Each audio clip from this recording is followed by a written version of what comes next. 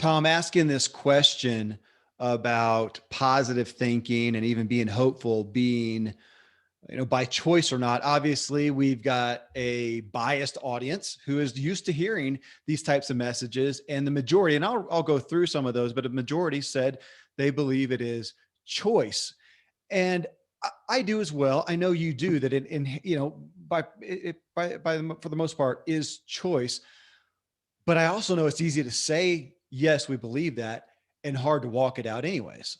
And wanted to really start there on the other side of talking about some of the struggles that we may, even if we think and want to think that it's by choice, some of the struggles that we have actually walking it out that are influenced by, but influenced by a few things. So I've got a couple categories here. And one, Jennifer here, she says, my experience has led me to believe that it is inherent. I've seen people choose to go against their nature and try to be positive, but it's a fight for them. It's like teaching a lefty to write with their right hand. They can do it, but it doesn't come naturally and it isn't legible. So interesting there. Brian Gross talked about mental health issues, in fact, impacting that, people who are really struggling with depression, struggling with some things because of traumas in their life, maybe because of some chemical and genetic type of issues. So I'm going to put that into kind of a propensity issue. And then we had a good number, Chris, Mark, Daniel here talk about, I'm going to call it programming. Okay. I'm going to call it, let's talk about, nature versus nurture. Chris Johnson, he says, you see it in children. Some are just happier and more positive than others. Some are difficult from birth, and it seems to carry through to adulthood, even to the degree that their contrary upbringing condition could have influenced it. Mark Williams says, I think role models affect positivity and hopefulness over the years, especially parental role models. And Daniel Lopez, he says, my family has 6 siblings, 2 in jail, 3 are normal, 1's a doctor, but so many traumas in our family that seem to impact that. So to look at that. And so even though we would say, even if we would say choice, that just like anything, there are some realities that let's just say, how if I just cash it under influence, the struggle and the propensity towards negativity, towards hurt, that make it more difficult. So I think in some sense, I'm just kind of wanting to have some compassion and say, yeah, it's not just as easy as saying, oh, choice, man, some people have a harder path to follow. What do you think?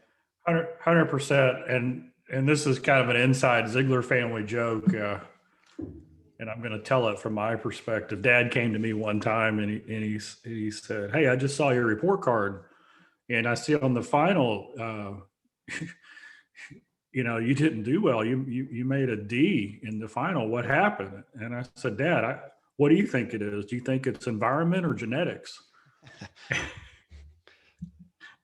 Of course, Zig Ziglar's son didn't actually say that. Yeah. So what we're really talking about is, I think it's with any type of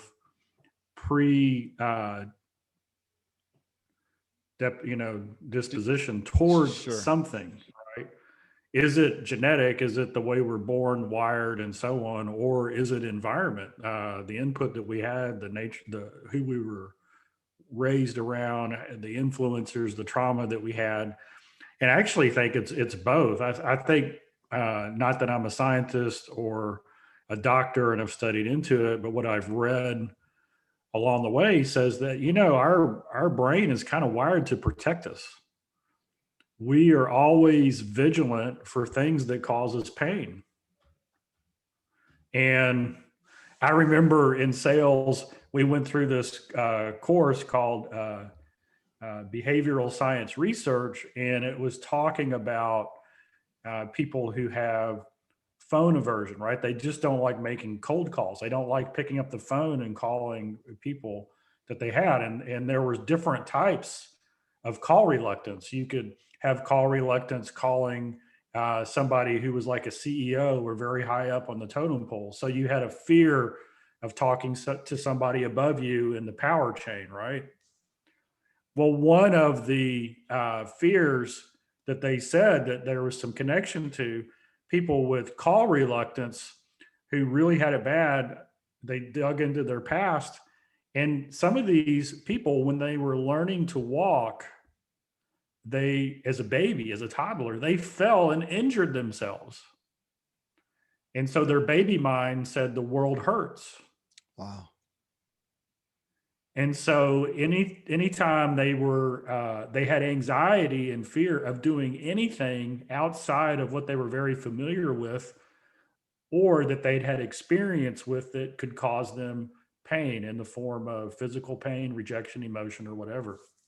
And so this is what I seen, because literally tens of thousands of people, probably millions of people by now, if you count online, but definitely in the hundreds of thousands of people that we've interacted with at seminars and events and online things. I mean, we're talking emails and conversations and, in group settings and stuff like that.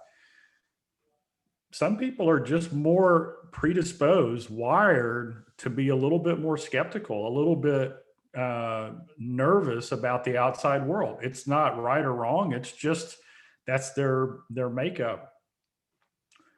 Another percentage of people, and this is something that I've really had to learn and grow in. Growing up, you think that the way your family thinks is just the way everybody thinks. Absolutely. Yeah. So I would come across people and I'd be listening to, and I'm kind of an introvert. I'm an S personality. So I don't like conflict. I don't like hurting feelings.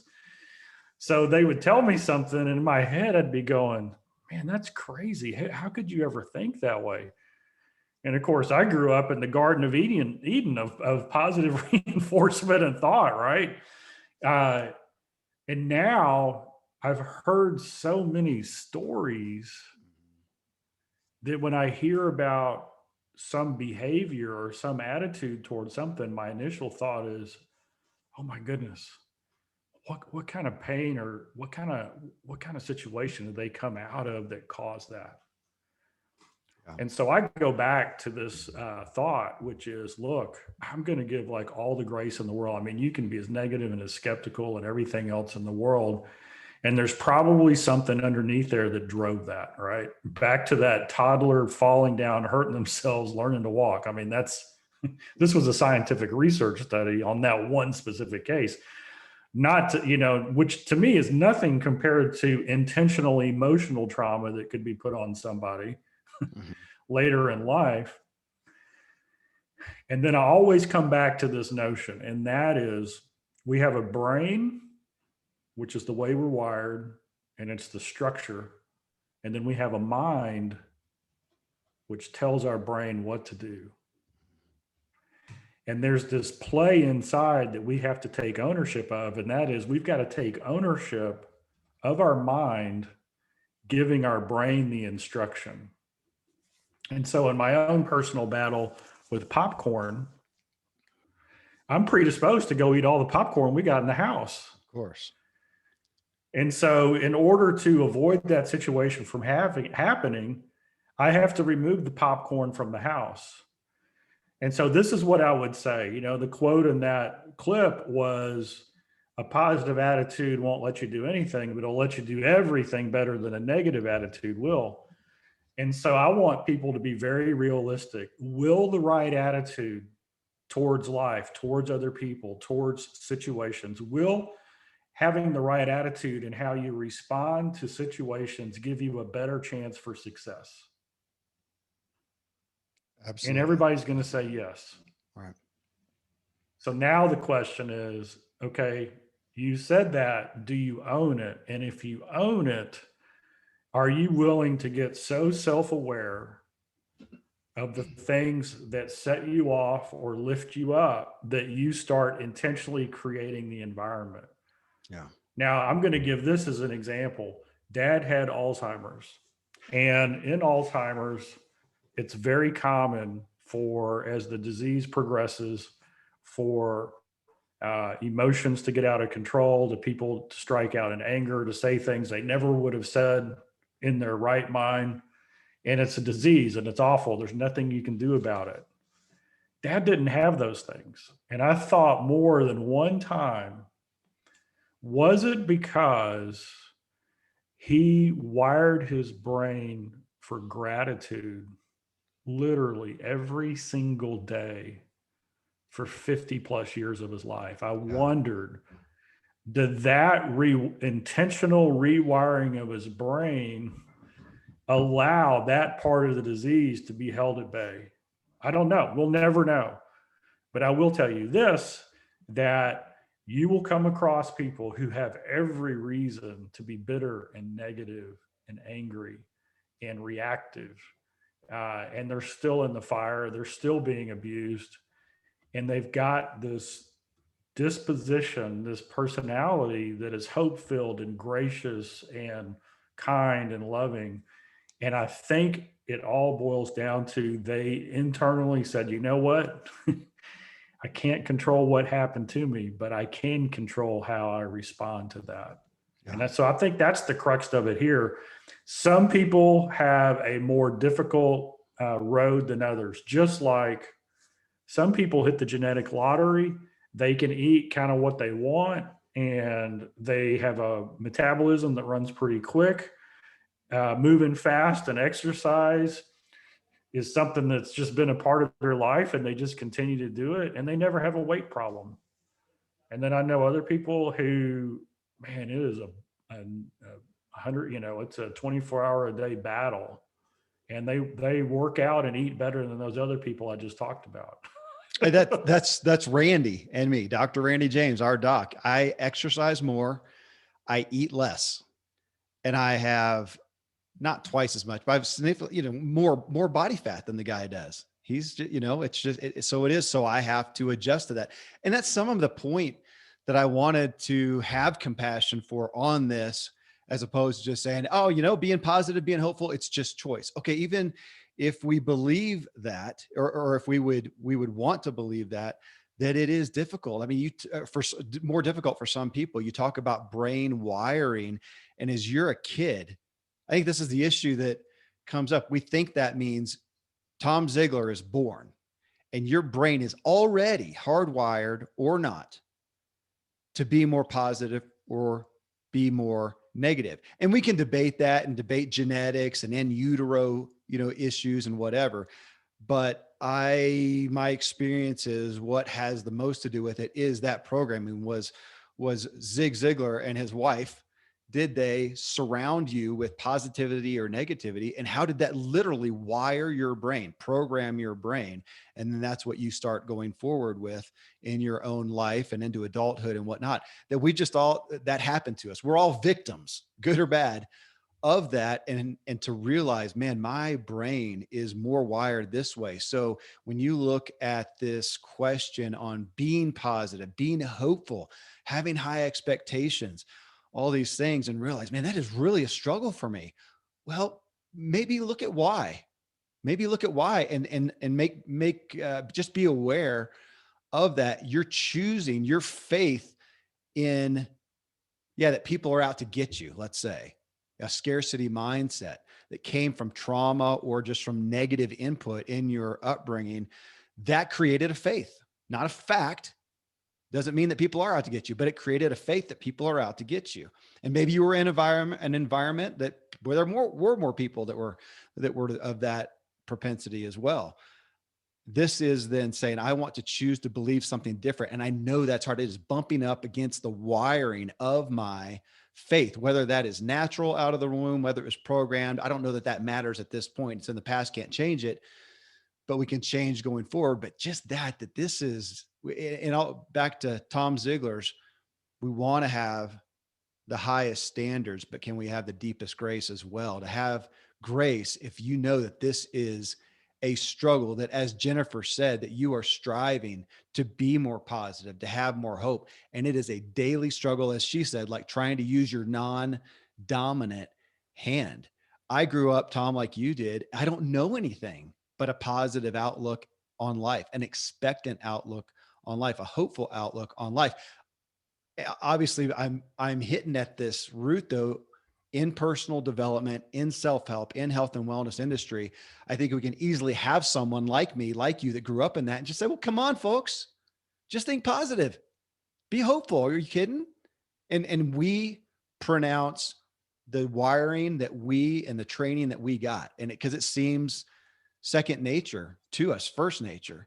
And we were, where you said won the genetic lottery. It was a gift. It was a blessing. It was a privilege to go to the stuff that we've been talking about in our culture right now in regards to race and whatnot, that it's a privilege. I am well aware that as a 6 foot tall white American male, I am at the height of privilege. I can claim nothing. It was as a privilege. I just, as a privilege, not my fault.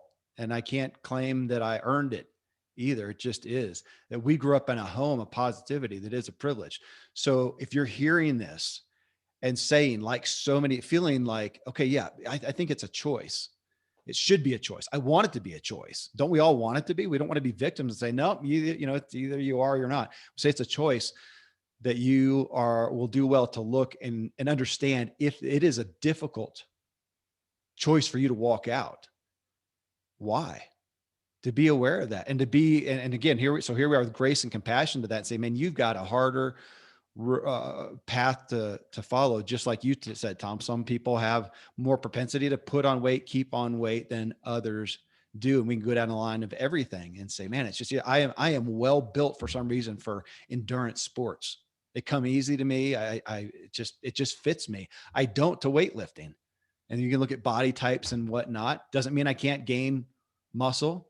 And somebody that doesn't have my propensity can't gain endurance, but it's going to be more difficult. So on this aspect, so it's a choice, Tom. Marvin, he says it's a choice. We have propensities, but anyone can choose. It may be more work, but a choice nonetheless. Kat, I choose to be hopeful, but she says, I'm not inherently a happy or non-judgmental person. It's work, but it's worth the effort and far better than the alternative, negativity and hopelessness, which leads to dark places. Why choose that when we have the ability to choose better for ourselves? Viktor Frankl comes to mind as an awesome example, who wrote Man's Search for Meaning. If you don't know that book, if you don't own that book, I would recommend it. Joe Pellerito, he says, perhaps the question should be, what would it mean if it's not a choice? I love that. That's a scary notion to think that it's not a choice. Chris, definitely a choice. Callan, it's a choice. As the wise Zig said, you are who you are and where you are because of what you have put into your mind. His is paraphrasing there. But we've got a whole list of people that said by choice, by choice, by choice. David Power says both, but it depends on the person. He says, I have to choose to be, and sometimes it's hard. So again, we're looking at this. This is why I wanted to hit, Tom, this root of this industry of personal development and self-help. This is the category of podcasting that the Zig Ziglar show is in iTunes and Stitcher and Spotify and whatever is in here. And we all have heard that there's the choice to be positive, be hopeful. But man, in the real world, the day-to-day, when that thing happens, when that trigger happens, you said something about that, when that trigger happens that maybe you relate to something in your past or whatnot, and it's difficult to choose to grab onto like a lifeline and say, I'm scared to go the other way of negativity and hopelessness. But man, I'm having to choose a faith. I really like that perspective. I am having to make the choice to choose this faith. I may not feel it inside, but my gosh, maybe that's a great anchor for this, Tom. I mean, what is the alternative? How scary is that? And it's terrifying. Yeah, so let's start with the definition, because the more you lean towards the negative, okay, so either you're just kind of wired that way, and you think immediately what could go wrong here, or what do they want, or you had an experience in your life where you were victimized, right? Something happened to you, and it's made you think twice. So if that's kind of the way you lean, the first thing I want you to do is to change the definition of success. Success has nothing to do with what anybody else is doing. Because what happens is we're like, we have a thought or we do something and we go, oh man, why did I say that? Why did I do that? I always do that. These things don't always happen to me. I always lose the deal at the last minute. Why even bother? That's how that negative train gets going. And you're saying that because you compare it to all these other people that you don't know. Well, look at them. I mean, how come they're always number one? How come they always get the sale? How come they always get the good leads or the break? Or, how come people come to them with ideas and opportunities and they don't come to me? Right. And so what we do is we compare our success against their success. But what we're really doing is we're comparing the whole story that we have with just the tip of the iceberg on what we see of them. And so Dad had this definition. He said success is the maximum utilization of the ability that God gave you. That's it. And so what does this do? It gives us a baseline. It gives us a place to work from. And so if you take ownership that how I respond to life is a choice, and I agree that a positive attitude. Now, look, this is clear. It's not negative to identify a problem. You see, let me tell you who I get really nervous with. I get really nervous doing a business deal with someone who only sees the possibilities. I get really nervous with that. Tom, if they don't come. No, I want to pull that out. That's interesting because I have a history of doing that, especially if you're trying to sell something, sell an idea, whatever. And all I do is give that. And then I learned where you're going, that's to somebody who's sitting there, who you're trying to get to buy, to invest, to whatever. That's scary to them. And I've learned to not to do the opposite, but to be very forthright with the risks as well. Like the SWOT analysis. So it's interesting to hear you say that because I've been guilty of that for sure. So let me tell you who I love to do. Somebody who sees all the possibilities. And then they said, not only that, but here are the 5 things that could go wrong. Yeah. Right. And then they say on number 1, we have 70% control of that. On number 2, we have 30% control. On number 3, we have 60% control. On number 5, we have 0% control. Right. And so now it's like, okay, these are the things that can go wrong. And they say, here are the 5 things that could go wrong. We have a lot of control over these 3. We've got a little bit of control on this one and none on this one. And then here is how we solve the problem. And the 3 that we have a good, this is what we're going to do to prevent these from happening. Okay. So Dad said this, he said, it's not negative to identify a problem. That's positive. It's only negative if you stay focused on the problem. And so then when that person says, here's the upside, here's everything that we could do, here are the 5 potential things that could come across that could really go wrong. 3 of them, we have a lot of control. And here's the plan on each one of those 3 that we're going to implement to mitigate these. And so now we're just dealing with this and this. Are you comfortable with that? That's who I like to do deals with. That's who I like to have partnerships with. A great agreement clearly identifies not only what happens when everything goes right, but even more importantly, especially in business relationships, what happens when things go wrong? Not that we're planning on it to go wrong, but that we've put a thinking around it. Okay. So here we are. We have this new definition of success. It's what I can control. And so now in my life, if I want as much fulfillment in my life as possible, if I want the Ziglar definition of balanced success, if I want great relationships, good health, financial success, all those different things, then I know that my attitude and my demeanor and the way I handle difficult situations is going to be real important to my fulfillment in those areas. Then I can put together a plan to eliminate as many of those potential downsides that are unique to me. And so this next one, I'll just call it TAR, T-A-R. So new definition of success, step 1. Number 2 is Atar, which stands for trigger, action, reward. So I'm talking about trigger in a positive way. So those of you who thought trigger, oh no, I'm upset. Okay, you're the 50+% who are on the negative side. No, I'm just kidding. Right. Trigger in this case is positive. Okay, So what you do is you decide, what is it do I want to develop in myself? What do I want to accomplish that's going to take me closer to this balanced success, fulfillment? It's going to make me easier to handle pressure packed situations, to respond instead of react. You say, okay, I'm going to build that in me. So the first thing you do is you create a trigger. So maybe your trigger is simply on your calendar. It pops up every day. You've got you've got a time capsule for 30 minutes or an hour every day at a certain time where that's what you're going to work on. And it could be a gratitude list. It doesn't matter. It's up to you. It could be exercise. It could be reading a book that's going to take your thinking and your emotions and your thoughts to a new level, right? So that's the trigger. You plug it in your schedule. You do the action immediately. When that thing pops up, you do it, and then you reward yourself with something.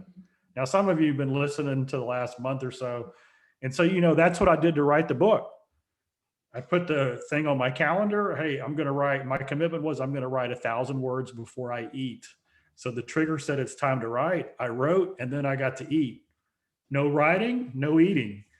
It's a powerful combination. I know people who have had different addictions, and they owned it. And they said, you know what? When I travel, I tell them to take the TV out of my room. When I travel, I tell them to empty the wet bar. When I travel, hey, you know what? That's what you got to do. Well, if your emotional reaction to people is hurting relationships and holding you back, then you've got to have that same kind of thought process. Okay, what can I do to short circuit that? And then the last story is one of Dad's friends. They communicated a lot. He's a psychologist, and he works with bipolar and multi-personality disorder folks. So it's a very it's a very tough group to work with, right? Because the nature of bipolar is, as soon as the medication starts to work, you think you don't need it anymore and you go off of it, right? Because there's something that goes on. And then multiple personality, I don't even know what that is, but I can only imagine when you're working with somebody, who are you working with today, right? Right. And so what he does is, part of his prescription is he has them listen to Zig Ziglar audio in the first part of the day. He says, hey, 30 minutes early in the morning, I want you to listen to some Zig. And I asked him, what are you doing? And he said, look, if I can get the brain thinking in the right direction at the beginning of the day, it's far more likely to continue in that direction. He said, where my patients get into trouble is they have a setback, or they have a thought, and it leads to the next negative thought, and it leads to the next negative thought. And soon they spiral down the death spiral. Yeah. And then they have an event. And so all I'm doing is trying to get their brain intentionally going in the right direction so that they have a better chance, no matter what life brings, to have a response that keeps them from going in the wrong direction. You know what? That's a prescription for everybody listening to this. It's Romans 12 too. It's the renewing of the mind. It's focusing on who we are, whose we are, and how we can step into that. And so, yeah, I think Paul talked about the thorn in his side. There's every single one of us has our own affliction. There's some things that people do regularly that I could never do. But there are other things that I struggle with that I know that other people would never do. So we've all kind of got our own battles. So how do we win it? I love that idea. Hey, what's the definition of success? It's, did I do all I could today? Did I grow a little bit today? Did I specifically, intentionally grow that area of my life today? Yep. You use the word focus so many times in there. And Dan Brandenburg, I know Dan, incredibly insightful, intelligent guy. And he said, he was citing a book that he said he couldn't remember what it was that he had been reading recently. And it was talking about free will, and that a primary component of free will that we can have control over is where we give our attention. Do we place our attention on this or that? When we pay attention to something, it grows and we see outcomes and consequences. So that where we put our attention. So the event happens that we may not have control over. Our initial reaction happens, and that's not a sin. That's not a wrong. That is valid. Our feeling. And what I've had to learn also, Tom, is to allow myself to feel that feeling. If it's negative, to not just immediately reject it. I mean, you may need to so you can respond better, but if it's something that's hurtful, something that is troubling, something that is worrying, that to allow myself a moment, whether it's the 5-second rule or the 5-minute rule or the 5-hour or whatever it may need to be for you. But to feel it, but then I do get to choose, what am I going to, you said the word focus so many times. Dan was referencing attention. What am I going to choose to put my attention to give my focus to, and that it's only going to be negative if I continue, you said that, if I continue to focus on the problem, focus on the negative. So where am I going to choose and say, you know what, that hurts, that is troubling, but I'm going to choose to put my focus over here. And I'm back to that word that I like, is faith. Where do I choose? Our faith is a choice. So where am I going to choose to give my faith and try to reframe that? I'm grateful for my parents who often made popular in my life the idea of, here's a problem, and that it's an opportunity for a solution. A problem is an opportunity for a solution. And that can sound Pollyanna, but again, what's the opposite? So if you don't like that, what is the opposite of that? And in later years, they've really brought forth to me their perspective of looking at something, a problem, a literal problem, and saying, okay, but what does this make possible? How can I try to reframe this? Or again, where can I give attention, focus to positivity, to hope as a result of this? Because whatever happened, I can't change it. I can just change, again, my attention, my focus, and then my ultimate response. So I like this vein that we've gone down, Tom, because it's really giving us freedom to not look at the question, even as I posed it, of positivity and hope, that it's something that we work out. If I want to let it be negative, I can choose to let it be negative, but I can also work out the opportunity for it to be positive, for it to be hopeful, for me to find the light at the end of the tunnel. No different than if I want to have big biceps, I got to work them out every single day. It's a proactive, intentional thing that's not super easy. And I'm grateful that I read Jennifer's comment where she said, man, I think we just have inherent propensities in essence, is my paraphrasing. And we have to look at that. We would be well served to look at that and then still say, man, but success, the opportunity for success is over here on the side of positivity and hope.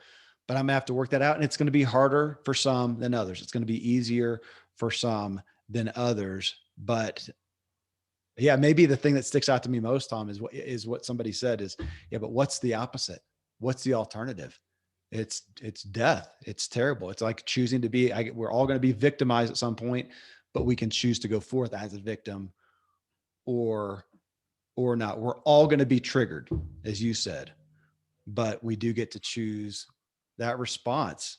So to me, that feels more freeing. It feels more control to say, hey, regardless of whether it's inherent or not, we all have to choose, maybe harder for some than others, but man, life and, as you said, success is only on the other side of choosing hope and positivity.